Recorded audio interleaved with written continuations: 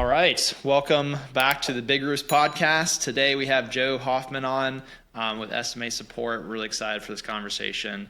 And Joe, why don't you introduce yourself and give us a little bit of background on you? Yeah, absolutely. Thanks for having me on again, guys. Appreciate it. I enjoyed our conversation at RoCon, AJ, very much so. So I must have done something right because you invited me back. So it's a good sign, right? I'm an OG roofer. I was 19 years old, hanging siding for my stepdad, vinyl siding mostly, and got my girlfriend that I was living with pregnant, and all of a sudden had to make more than $15 an hour. So we together with my dad and I got my contractor's license, or we got our contractor's license, and started selling directly to homeowners. And I was one of the OG stormers too. I was very lucky in 2005. I lost a bid to Centex, multi-million-dollar bid to Centex. And the next weekend, a side project we were supposed to be doing got hit by hail the day before we were supposed to do it. I just stumbled into insurance work in 2005 by a total accident. So then the recession hit, right? The Great Recession hit in 2008. It just never really impacted my first company, Hoffman Weber Construction. So then the rest is history. Just worked really hard, focused on storms for a number of years. Made the pivot to retail starting in 2011. Made the pivot to focusing mostly on retail in 2011 as soon as the recession was over. And then have been a switch hitter ever since. And built a company and got really blessed to have the opportunity to work with some absolutely amazing people that have spun out into all sorts of other fun stuff. Love it. So, yeah, you've been involved in a few things in the industry, but right now your focus is SMA Support, correct? Yeah, that's my main focus right now is SMA Support. It's a virtual assistant company with team members mostly based in the Philippines. We just crossed 300 employees, 300 headcount Nice. yesterday. So, yeah, super exciting. Congratulations. Thank you. Yeah, thank you. So, and really, I would say what differentiates us, and we know there's a product market fit. We've seen it. You guys work with us, right? Is we were born out of the roofing industry. That entire company started with Hoffman Weber Construction. It was a solution that really empowered Hoffman Weber Construction's growth. We very affectionately called them Team Manila at Hoffman Weber Construction, and it was 5 years ago that we kind of went, you know what? I bet we're not the only ones that could really utilize these services. So, along with a few other things, we decided to spin that off and started offering our services to other contractors. And, I was one of those contractors too. About 2 years up there early. Yeah. Yes. So at least 2 years ago, you guys have it's very clear that exactly what you said is true, which is it was born out of a roofing company because the onboarding process was, I thought I knew my SOPs. I thought I knew my process, what I needed to do. And that was really impressive to me that as I went through the onboarding process, Team Manila actually did help me improve it. They're like, hey, we do this with this company, you should do this. And it was really, really important because it made me better and more efficient right off the bat. There was a really clear change in our culture because of that. So I know firsthand that SMA is a very good choice for any roofing contractor because of the experience and the knowledge that you guys have, not just with technology, but with actually how to run a roofing business from a business perspective. I appreciate that. You're cutting out a little bit. I don't know if it was for you too, AJ, but I got the gist of it, and you're like speaking my love language right now. I'm like getting ready to tear up because that's the goal, is to have our clients be able to say things like that. That's our goal, our explicit goal. We mention it every day in every major meeting is to provide a 10x. We want a 10x. We want our clients to be able to draw a direct line from the money they're spending with us to 10 times that number's bottom line profit one way or another. So it's harder with some positions than others, but that's what we set out to do every day. So. Yeah. That's awesome. What do you I get asked this because we promote you guys a good bit. We have a good relationship with SMA Support. And you guys will set up ProLine accounts for people and stuff. So we always push people your way. Sometimes we get asked like, hey, I have this kind of generic offshore company in South America or in the Philippines, and they're pretty. I like them. They're my buddy or whatever. So I kind of want to use them. Like, what's the difference between doing that and working with SMA Support? And I've gotten this question personally several times. Like, do I really is it that much different to work with SMA Support as a roofing contractor, or can I get basically the same result, maybe with a little extra training, if I go with my buddy's offshore, virtual assistant agency? And so, can you maybe address that?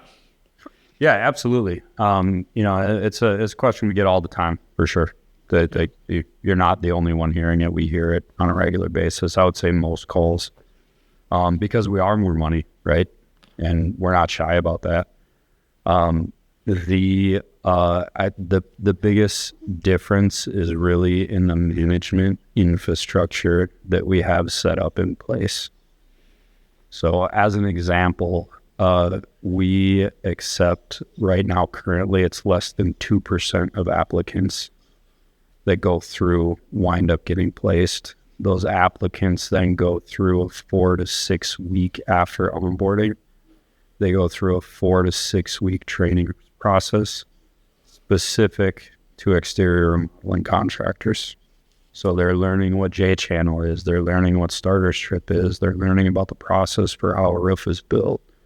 They're learning about marketing funnels, right? The most common marketing funnels in roofing and exterior contracting.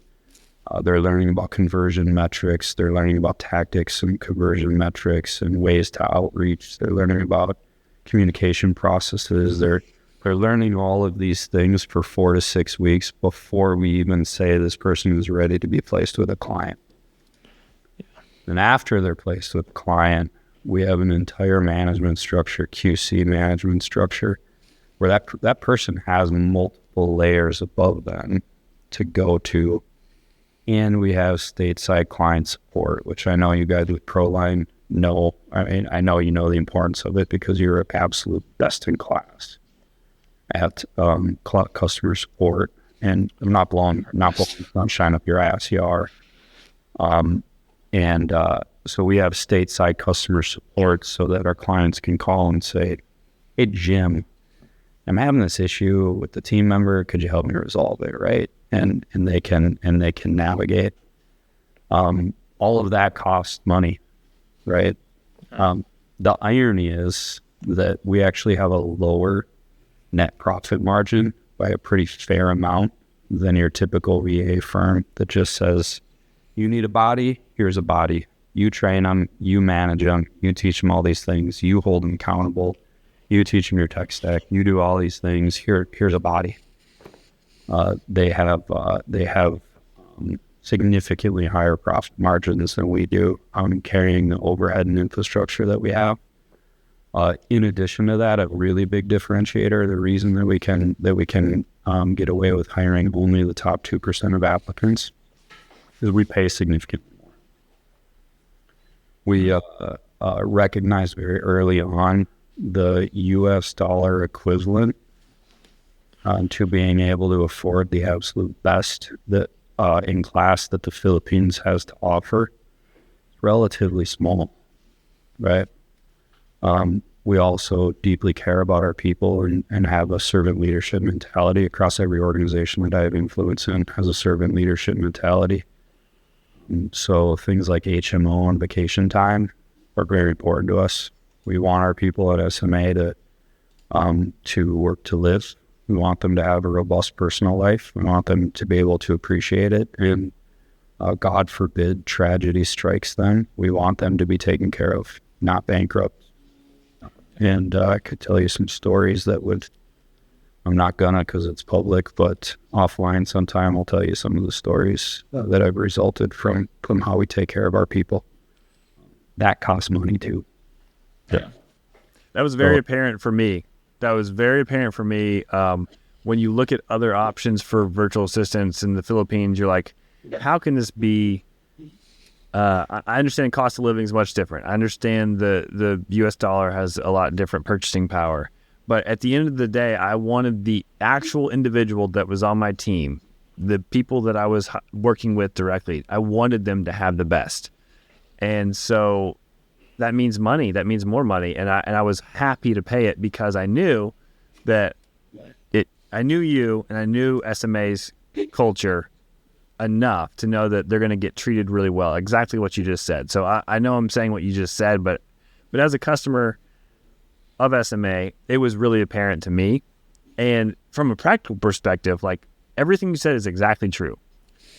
I mentioned the onboarding, the training is amazing, but also the management that you have in place and the structure of it. Example, Kathleen had to go or wanted to go to her cousin's wedding. Great, go to your cousin's wedding. We want that. Well, her manager already knew everything's organized so that her manager could come in and take over. My business never missed a beat. So like it's a huge, huge deal. And then like you said, stateside support as well. Like you have those 3 tiers of help. It's so much more powerful than having a single individual in your organization that can get sick, can go on vacation, can take lunch breaks, all those things. You guys do all the things that we need from as a business owner, but you do them better because of the support system that you have. So again, I know I'm still tooting your horn, but it is true. I experienced it keep going. I'm loving it, man. I appreciate it. For years, this is my life changed because I was trying to find a solution that was, yes, more affordable, but I think really more effective. You have people who are so dedicated, and I love that the 2%. I love that because it's very true. It's very, very true. The people that I worked with were just top notch, and they really cared about my business, and they became part of our team. It did not feel like they were an outside entity. It was 1,000% part of our team. So, well, I'm glad to hear you touched on, and this is another one of our goals. It's a lot more subjective. It's a lot fuzzier. But I, coming from where I did in the contracting world, I really also truly personally empathize with the owners in our business. It's a really hard business.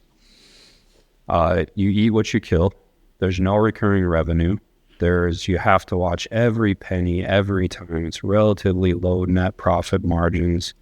You're carrying the weight of your entire staff. You're trying to generate enough leads for your sales staff so that they can feed their family. You're trying to make sure you have enough cash for payroll all the time. Your crews, over time you can build crews that charge fair, but most of the time they're trying to overcharge you on most jobs. Your salesmen, great people, but to expect them to just turn off that sales DNA when they walk through the office doors and not sell you on stuff is pretty unrealistic, right? So your salesmen are trying to negotiate extra terms all the time. The distributors, ABC, Beacon, Allied is back in the day, it's Beacon now, but SRS, love you guys. They're fantastic, but the number of invoices that are accurate if you don't check them is very small, right? See, your homeowners are trying to get money off. It is a tough-ass business, and at the end of the day, you can work 80 to 100 hours a week, and in the busy season, you can go a week without seeing your kids and have more to do than you started. And it's just like a repeat. It's a vicious cycle. I used to call it feeding the beast. It just felt like you were just feeding this insatiable beast all the time, and there was just never enough of you to go around. So as dedicated as we are to making our clients profitable and improving the lives of our people on the other side of the Pacific, we also want to improve the lives of our contractors. Like we want their lives to actually be better. We want their businesses to scale and be more profitable so they can provide their people with more opportunity. Give those owners a little bit of their life back. You know what I mean? Take off that extra stress. Hopefully take off that 4 hours a day that you do after your kids go to bed and your wife goes to sleep and everybody else is taken care of. And you're like, okay, now I'm going to sit down and do all this busy work. Right? And just not sleep, because that's the thing that I can sacrifice. So we do it. So it's good to hear. And clients like yours, we've heard the stories, and it's I appreciate the confirmation that looking for you. We'll keep it going. And John, if that ever changes, you let me know. Will do. So from where you sit now, you're working with so many owners. You've seen not just firsthand in your own company, but you've now seen sort of inside so many roofing companies now, and that you've helped scale and get to that next level with placement of your team members. So I imagine you have some pretty unique insights here.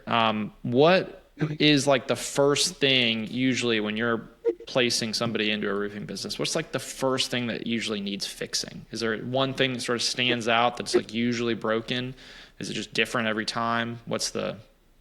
Yeah, I love comparing roofing companies to snowflakes. Let me be clear, not the derogatory way that it came to be known in 2016 timeframe, right? But we're all very, very similar with subtle but important, unique differences. Every single roofing company that I've been exposed to over the course of my career, not just through SMA, but the stuff with Roofle, the ECA, the Exterior Contractors Alliance, before that the UASRC, which was like a storm-focused roofing trade organization, all has like their own thumbprint. So I would say the first step is really stepping in and figuring out where's the low-hanging fruit that we can make the biggest impact. And that's, John, you referenced the onboarding process. That's really what that's designed to do, is uncover what that biggest need is, what the opportunity to make the biggest impact for the easiest entry point, right, for the client and our team is. Quite often they come to us already knowing what that is. Yep. I would say the big ones, converting contacts into appointments, that conversion metric, which I think is very, contractors tend to really focus on closing rate. And that's like 3 steps down the funnel. If you're a retail organization, if you can improve, first you get contacts through 1 million different sources, but you have to take that contact and you have to get a salesman in front of that person. Less so with Roofle's technology. That's changing. But until that really becomes mainstream, that's a really important conversion point. And if you can improve that 5%, it has an exponentially larger impact on bottom line than converting your closing rate by 5%. Right? 5% of a bigger number is bigger than 5% of a smaller number. That's true. So if we can step in and double that, or even triple it, which is quite often the case, that has a massive impact. You don't even have to go through the slog of improving your closing rate, right? Now, if we can take some other stuff off your plate so that you're sleeping those 4 hours instead of doing busy work after your kids go to bed, or focusing in on being able to watch a movie with your wife, right? Some Netflix and chill time with your wife can go a long way towards having a really clear brain the next day. Yeah. If we can do that in addition to exponentially increasing that conversion metric, maybe you have the space to also increase your closing rate. Yeah. Now you're closing a higher percentage of a higher number. then you go to the next problem that's really, really common, which is homeowner communication throughout the project. Now you sold a whole bunch more projects. Well, guess what? That's a whole bunch more projects that have to be built. And I also remember the days of managing projects. I remember trying to manage 5-6 projects and having to communicate with 5 or 6 projects equals somewhere between 7 and 10 homeowners, because big shock here, well, husbands and wives don't always communicate with each other. Yep. So you have to communicate with both. And then it rains. And then it rains. And materials get damaged in shipping or don't show up at all, or crews are a half hour late, or they blow tires, or any one of a million things that can happen. And if you're a project manager out there trying to communicate with all of those people, it's really, really challenging. And update CRM notes at the same time, right? You guys, I think that's probably something you hear all the time, given ProLine. Right? Like you have to update the CRM notes. And I would say you guys have really solved that a lot with the automated communications with ProLine. That's something I've really been most impressed with. Now that we have so many mutual clients, and that's something that I hear over and over. That really solves it. But even with that, still project managers in the field, he just talked to a homeowner. The homeowner said this change has to be made. Somebody has to put that into the CRM. That guy's got 5 projects going on that he has to drive. He can't exactly pull open his laptop on the freeway. Yep. Yeah. Right. But he can press a button and talk over the speaker and say, Miguel, can you update this file note and then start this automation within ProLine for me? Awesome. Thank you. Yep. Going back to how SMA changed my business 2 ways, and there's lots of different things that specifically Kathleen did, but making sure you answer your phone. I know that seems weird, but it's answering your phone. And then I've seen other contractors use multiple shifts so that they're available via phone more hours of the week, which is awesome. And it's a live person from your team. It's just amazing. But then using ProLine's automations, like they fill out a website form, automation, they get that homeowner gets a text and an email. Great. Well, guess what? Kathleen would also call them right then. So they're getting a text, an email, and a phone call from our company. We're blowing all the competition out of the water already. Yep. And then to your point on those, we're trying to reduce those number of times where there needs to be CRM input. Well, Kathleen would consistently surprise me on moving the needle in the right direction because all ProLine phone calls are recorded. So she would listen to the phone calls. I wouldn't have to have an internal conversation, and she would already say, hey, took care of that, didn't even ask her, done, and it's in the notes in the CRM. That's huge. That's better for our homeowners, better for our team. Nobody's frustrated. The crews are happier. Salespeople are happier. All those things are so valuable. And it's a huge sense of purpose for somebody running that part of your business, because they're really making it run more smoothly. And I mean, the number of times I said, I love you, Kathleen, is just wild. It's just because, and I would tell my wife, I love Kathleen so much. And she's like, because she really did. She changed my day. She changed my weeks. It was, for years, it was just a different world is what it was. Yeah. You back? I'm back. I'm here. Was he cutting out for you too, Joe? Okay, all right. Yeah, it was cutting out for me too. John, okay. The last thing we heard was you telling your wife how much you love Kathleen. That's so true. I said it. She'll confirm. Yeah, but if Kathleen means you get an extra date or two a night a week, yep. I bet your wife loves Kathleen too. She does. Yep, exactly right. Yeah, for sure. All right. Yeah, it's fantastic. What do you question? How big do you think a single person, one owner, like a one-man show company can get revenue-wise before you really should be hiring somebody in, regardless if it's SMA or someone else. But at what stage, like, is there a dollar amount? It's like, hey, once you hit here, you really should just be bringing somebody in to help you. Oh man, that's changing now. It's changing quick with a lot of the automations. I wouldn't say it would be a dollar amount. It would be a job number and complexity. Yeah.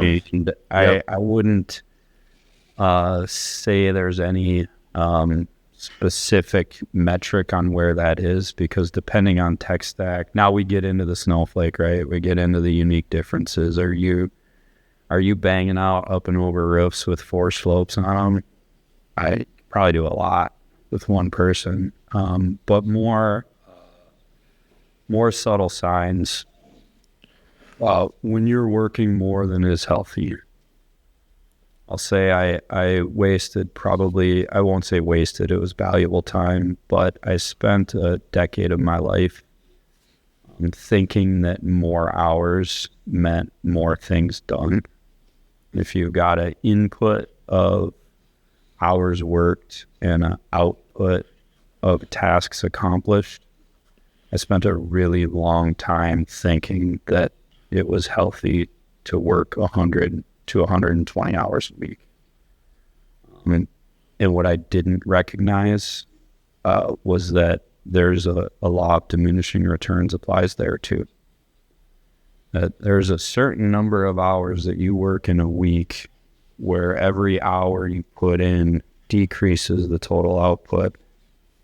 And then at a certain level over a certain period of time, it goes flat, where you're putting in more hours, but on a weekly basis, you're not getting anything more done than if you worked less hours, because you're just burnt out and fried and your brain doesn't even recognize it.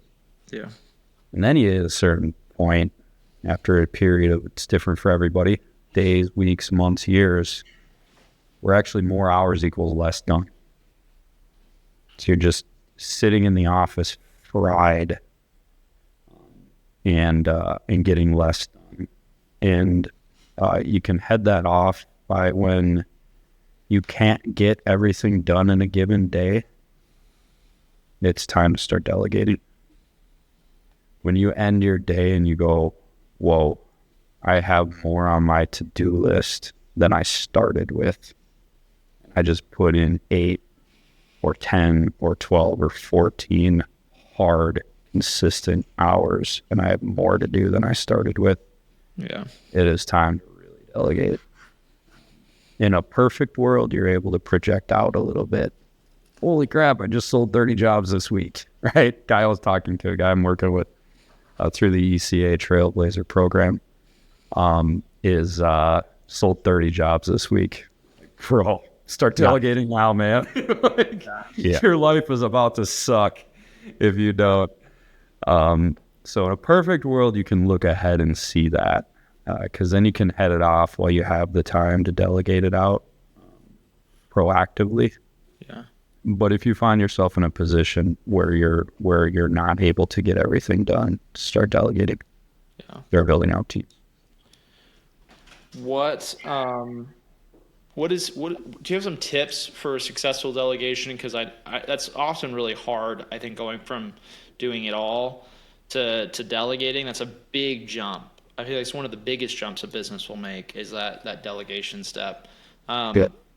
Do you have just general tips for someone that's in that process currently or about to be there?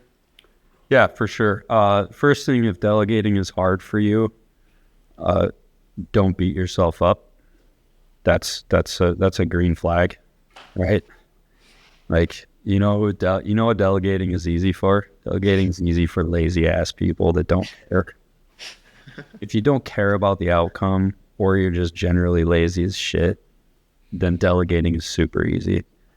But if you're a motivated individual who like really truly in your heart cares about the outcome, like it matters to you how this job turns out, it matters to you how satisfied your client is, it matters to you how happy your employees are, delegating is going to be a bitch. It's just going to be hard. So I would say the biggest tip is preparing yourself for upfront investment in time, accepting before you begin to delegate that it is going to take more time in the beginning to train somebody to do this task to the level that's needed than it would be to just do it yourself. Because your knee-jerk reaction is most likely going to be, oh my God, this is taking him a half hour. Move to the side here, let me get it done. Right? It's just going to be, you're smiling. You know it's true. You've seen it. You've been there. Yeah, I know both of you guys. There every day, yeah. So you just knowing up front and accepting that this is part, I'm gonna devote this time, I'm gonna devote this 10 hours over this 2-week period to save myself 100 hours over the next year and 300 hours next year. The second piece is to accept, depending on how your organization is structured, but I think this is the 80-20 rule for 80% of organizations, be ready to accept that they are going to do it differently. Yeah. Sometimes subtle ways, sometimes profound ways, and you can be there and just be really open-minded to how their brains can work and how they're going to process that and how they might go about it, and be open to the concept that their way might be better. They might come up with way better ways that you just didn't see. And if your brain is closed to that, you're not gonna give them the space to discover new ways to do it, and ultimately get into that really, really beautiful area where it might start out that person you just hired and you're training and you're developing and you're pouring time into and only do that task 50% as well as you, or 50% of the volume for a period of time. Then over time, they're going to be able to do it to 80% of your ability. And then ultimately, because they're focused on that one thing, they're starting to specialize in that one thing. Eventually, and often pretty quickly, they can do it 100% as well as you, and then 120 and 50% better than you could ever do it, right? Because that task was always just one little tiny thing inside the million things that you had to do. And now it's become their one sole focus. So they're able to do it actually better. But that takes time. You can't rush that process. Yep. And if you're lucky enough to find in 20 years of business, maybe 10 or 15 people that I could just go, I got this fucking problem, man. I don't know how to do it. Can you do this? And they go, oh yeah, that's easy. No sweat. All right, go do something else. I got this. You know what I mean? Like, that's not common, and that shouldn't be the expectation that you have. But I find, and I don't know if it's just our industry. I doubt it. It's just our industry is what I've devoted my life to. That it's really common in our industry that we want to just like take this big messy problem and just hand it over to somebody and have them magically figure it out. I feel like I went on a tangent there, AJ. Did I answer your question? You actually answered my question. I was going to ask about like the percentages of fantastic. Yeah. Like, and I agree with you 100% on the. I mean, it was easy for me. I didn't like certain things in my business, and I was hiring somebody for the things that I was not good at and didn't like, and so they easily surpassed my ability and my efficiency and effectiveness. I think that we talked about this a lot, but the desire zone and the drudgery zone. There's 4 different quadrants of the freedom compass from this book I read. But I would quickly try to find the things that I was not good at and did not like to do, and put people that did like to do those things and were good at those in those positions and those roles. And if you do that, it won't take long, and they'll be way better, and your company will love you because of that. Yeah. John, have you hit that point? AJ, I don't know if maybe you have too, or you're just too involved, and then you figure out that you're actually getting in people's way.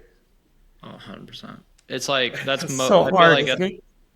most of my day is spent on like, how do I remove myself as the limiter from this thing? That's like most of my day to day now. Good for you. So, That took me like it's a 15 curse of years. growth. You're ahead of the curve. Yeah, Yeah. it is. Yes, it can be hard. It can be hard on your ego a little bit when you realize, holy shit, I've been holding these people back. Can I swear on this podcast? Is that okay? You're not like full Eric Overant. Drop or whatever is here and there. Yeah, it's relaxed. It's relaxed. This is for adult audiences. Put that warning across the podcast is called Big Roost. Good. Yep. I'm going to recommend Eric put an adult audiences only warning. Nice. And it's podcast. I'll have to have him on. Yeah. Cool. Well, that's pretty much that covers all my questions. John, you Yep. have anything else to talk about? No, I think that if you're a roofing contractor, you need to contact SMA for real. I mean, Joe's a great guy. We like Joe, but SMA is a great organization. That same. We're going to talk about ProLine at all? ProLine's great. We talk about ProLine all the time. This is sponsored by ProLine by default, so we don't have to talk all right, there you go. There, got it. I will say, so we, what we've seen is that we've seen a lot of successful adoption of ProLine. So when you're thinking about switching CRMs, it's also a great time to think about bringing someone in from you guys, from SMA, because so many of your team members are familiar with ProLine, they know how it works, and now you guys are also very familiar with the process of transferring data as well. So you can really facilitate that process of helping companies transition their data from another platform into ProLine as you're launching ProLine, which is a huge factor of success, especially if you're an established company. So that's something. I think that's one of the trigger points is like, if you feel like your text, that may not be a natural connection that people make, like, oh, I think my CRM's not good, not working for me. But that is a good point to also be thinking about, okay, who's going to set up and manage and maintain the new platform?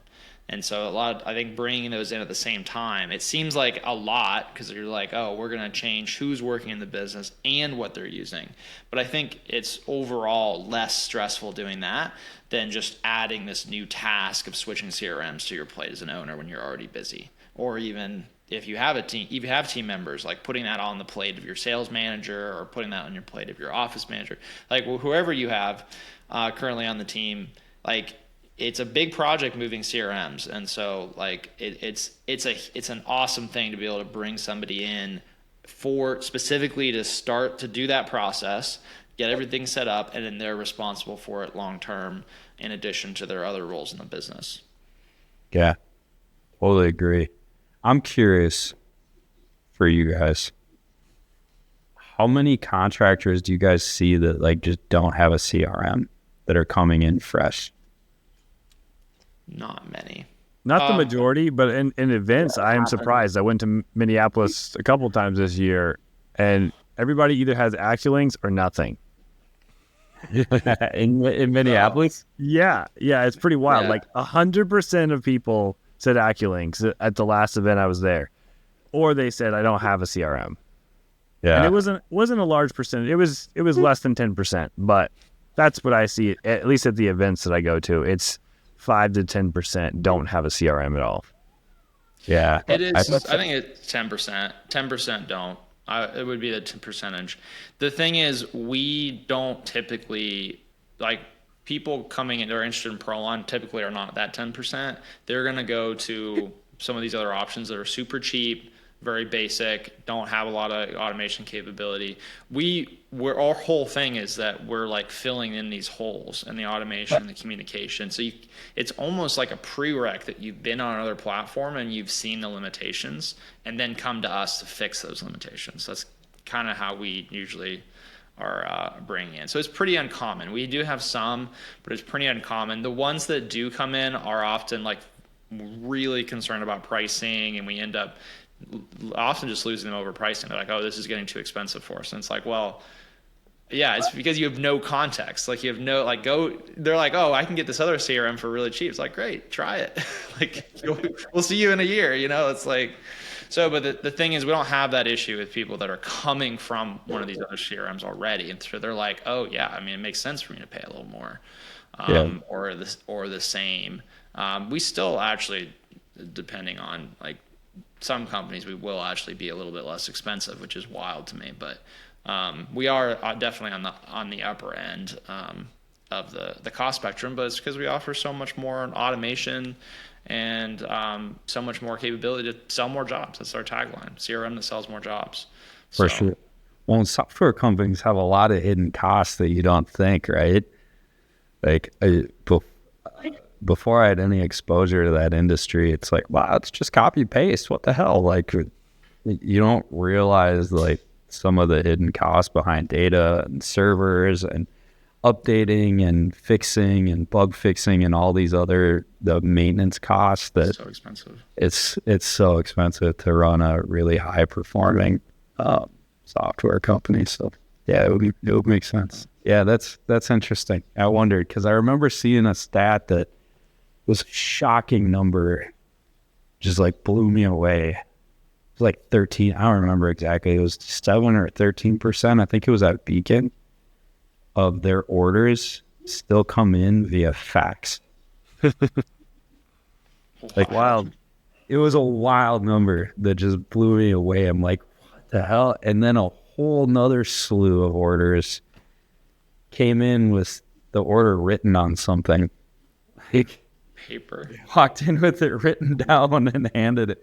I mean, most of those are crews on job sites that are writing it down as they're, going through, going, oh, hey, we need 3 more sticks of drip edge, another bundle of starter, 2 more bundles of ridge cap, right? Another turtle vent, whatever, and then bringing that order in and handing it to them. But it still blew me away that in modern society, where we're at right now, like that could be a default that somebody would write it down and drive it in rather than placing an order electronically and having it delivered, Yeah, at least via email. They're like, we're working on direct order functionality now for all the suppliers. Mm-hmm. Yeah. Good. You're innovating? Say what? You're not done innovating? Oh, never done innovating. Never done. But all right, cool. Well, this has been great, Joe, and thanks for coming on, and great to go over your story a little bit more and then dive in deep. I mean, I think this is a key thing, especially for companies on the smaller side, that jump from being like on their own, or maybe it's them and their brother or them and their friend, and jumping from that to then building out that team and delegating. I mean, SMA is such a valuable resource for doing that. You take so many of the pain points out of doing that. And then also it's such a critical thing. Like it is going to be the limiter. Like you become the limiter as a founder, as an owner. So it's awesome. Well, thanks for having me on, guys. Definitely appreciate it. Always a pleasure, and I appreciate the kind words too. I'm gonna probably have some of the video guys take this and edit out the things you've said, so I can send it to people at SMA. Be like, "Hey, good job, you're getting it done." It's gonna be do it. Appreciate Absolutely. it. Good to see you, Joe. Thanks, Joe. You as well. See you guys later.